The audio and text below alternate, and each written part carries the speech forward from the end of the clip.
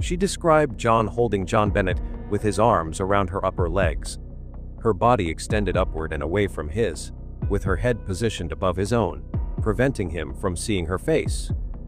This posture, which Arndt demonstrated during the deposition, struck her as unnatural for a father discovering his deceased child, as it suggested a deliberate distancing rather than the expected cradling of a loved one. Arndt found it particularly striking that JonBenét was clearly dead, yet John carried her in a way that seems detached, contrasting with typical parental instincts. Additionally, John's ability to go directly to the basement's wine cellar, where JonBenét's body was found, raised questions for Arndt, as the police had not thoroughly searched that area earlier. While these observations fueled her suspicion, they remained subjective, lacking corroborating physical evidence, and could be interpreted as a father's instinctive reaction under extreme distress rather than an indication of guilt. What do you think about this? The plan of John Ramsey.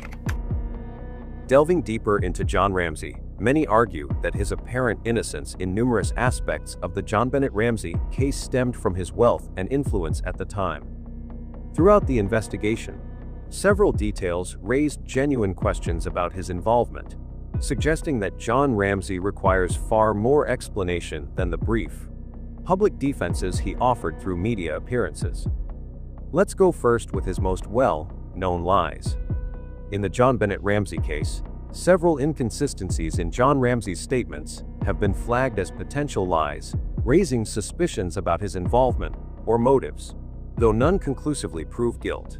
One significant issue emerged shortly after John discovered JonBenét's body around 1 p.m. on December 6, 1996.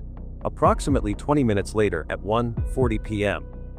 Detective Bill Palmer overheard John arranging a flight to Atlanta, claiming an urgent business meeting, despite police instructions to remain in Boulder. This claim was dubious, as it seems implausible for a father to prioritize a business trip so soon after finding his murdered daughter, suggesting possible panic or an attempt to flee scrutiny. The abruptness of this action, as noted in JonBenét Ramsey, Missing Innocence, portrays a rattled John deviating from his typically composed demeanor, which could imply a motive to distance himself from the investigation. Another inconsistency involves John's account of the night of December 25, 1996. Initially, he told officers French and Arndt that after returning from the Whites' Christmas party around 10 p.m., he read to JonBenét and Burke before bed, confirming to Arndt that he read to JonBenét after tucking her in. Months later, he claimed JonBenét was asleep when they returned, a version he maintained thereafter. This contradiction raises questions about whether John was crafting a narrative to obscure events that night, possibly to conceal a timeline that might implicate him or another family member. The shift in his story could suggest a motive to align his account with Patsy's or to avoid details that might invite further scrutiny, though no direct evidence ties this to the crime. John's claim of leaving the house between 10:30 a.m. and noon on December 26 to retrieve mail also drew suspicion. As reported by Detective Linda Arndt, the Ramsey home received mail through a front door slot, making a 90-minute absence to fetch mail implausible. This unexplained disappearance, during a critical period when police were present, suggests John might have been attending to something he wished to conceal, such as disposing of evidence or coordinating with others. However, without corroborating evidence, this could also reflect a need for solitude amid the crisis, though the lie about the mail's location undermines his credibility. Conflicting accounts between John and Patsy about who decided to call 911 further fuel suspicion. Patsy claimed it was her idea, stating she told John she would call the police, and he agreed while checking on Burke. Conversely, John told CNN's Ted Cabell that he read the ransom note, which warned against contacting police, but instructed Patsy to call 911 immediately. This discrepancy is significant. If the ransom note was part of a cover-up to buy time for moving JonBenét's body, the person initiating the 911 call might not be the guilty party, as it disrupted such a plan. John's claim to have pushed for the call could suggest a motive to appear cooperative, or it might indicate genuine urgency, while the contradicting hints at possible coordination issues between John and Patsy, potentially masking a shared or individual motive. Finally, John's statement in an April 1997 police interview that he found a basement window open around 10:00 a.m. on December 26 closed it, and did not report it to police is highly suspicious. Officer French and Fleet White, who inspected the basement around 6:00 a.m., noted no open window, contradicting John's claim. This lie could imply a motive to fabricate evidence of an intruder to deflect suspicion from the family, especially since John admitted to breaking the window previously when locked out. Not reporting an open window during a kidnapping investigation is inexplicable, unless he sought to manipulate the narrative. Collectively, these alleged lies, planning to flee to Atlanta, contradicting bedtime routines, unexplained absence, conflicting 9/11 accounts, and the unreported window, suggest possible motives of covering up involvement, protecting another family member, or staging an external crime. However, the absence of physical evidence linking John to the murder, coupled with DNA exonerating the Ramseys, leaves these suspicions as points of doubt, rather than proof of guilt.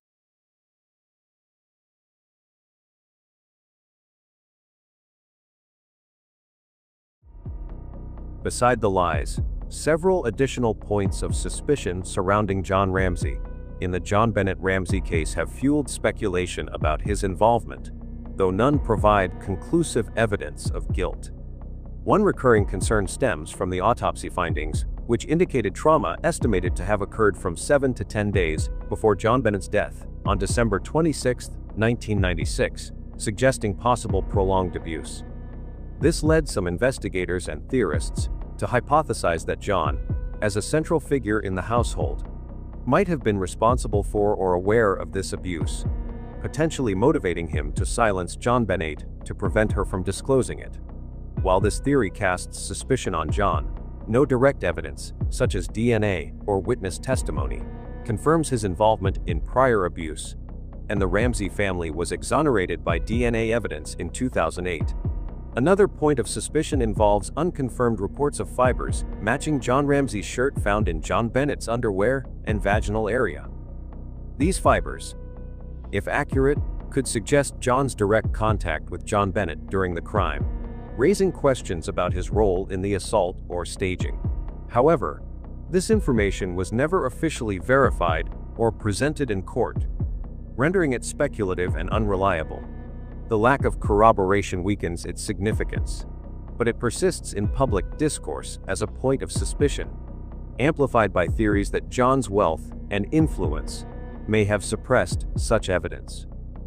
John's admission that he broke a basement window months earlier to enter the locked house further complicates his narrative. This window was later considered a potential entry point for an intruder, as proposed by investigator Lou Smith. But its prior damage by John raised doubts. His claim of routinely entering his own home through the basement window, despite being the homeowner with access to keys, struck some as odd, suggesting he might have fabricated or exaggerated this story to support an intruder theory. This could imply a motive to deflect suspicion from the family.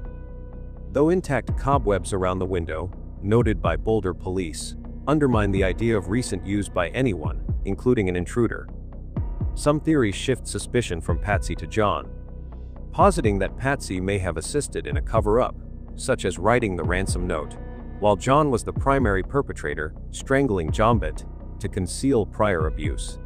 This hypothesis suggests John manipulated Patsy to protect himself, leveraging her panic to create a kidnapping. Additionally, unverified rumors of missing CCTV footage from a private airport, where John worked or stored his plane, have fueled speculation that he intentionally hid evidence, possibly using his financial resources and connections to influence the investigation. While these points raise questions about John's actions and potential motives, the absence of concrete evidence, coupled with DNA pointing to an unidentified male, keeps these suspicions speculative, with no definitive link to John as the perpetrator. Based on the available evidence and John Ramsey's possible motives, one particular theory has taken shape, one that many believe could explain the tangled mess of contradictions surrounding the evidence and the motives of everyone involved. This theory wasn't just some tabloid fantasy or wild speculation from the sidelines. It came from an ex-CIA analyst, someone trained to spot deception, to dissect behavior, to uncover hidden agendas. This hypothesis posits that John Ramsey orchestrated a calculated cover-up to protect himself from allegations of prior sexual abuse of JonBenét, manipulating his wife Patsy and son Burke to deflect suspicion onto Patsy while staging a kidnapping. After returning from the White's Christmas party on December 25, 1996, the Ramseys were home, with Patsy packing for a trip. Burke, awake and snacking on pineapple in the kitchen, was joined by JonBenét. Irritated while playing with his trains in the basement, Burke struck JonBenét with an object, possibly a flashlight, due to his documented behavioral issues. When she didn't wake up, he alerted Patsy, who summoned John. Believing JonBenét was dead, though she was not, John devised a plan to shield himself from an autopsy revealing past sexual abuse, which he feared would implicate him. He convinced a panicked Patsy that Burke's accidental blow would ruin the family, persuading her to stage a kidnapping to protect them all, while intending for evidence to point to her alone.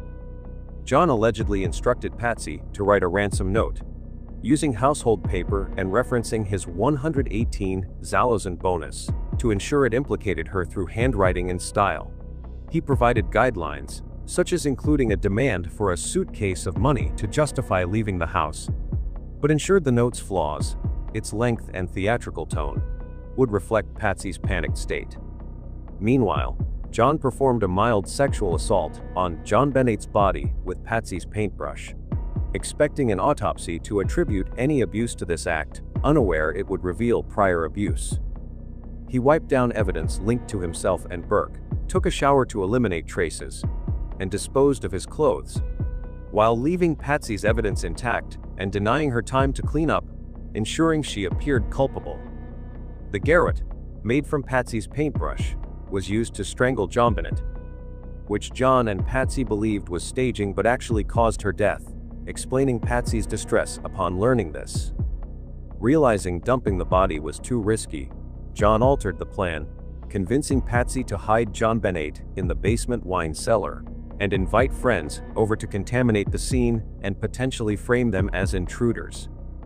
He approved the poorly written note, placed by Patsy on the floor, and pushed for an immediate 911 call, using their planned flight as an excuse, while ensuring Patsy remained unwashed to preserve evidence against her.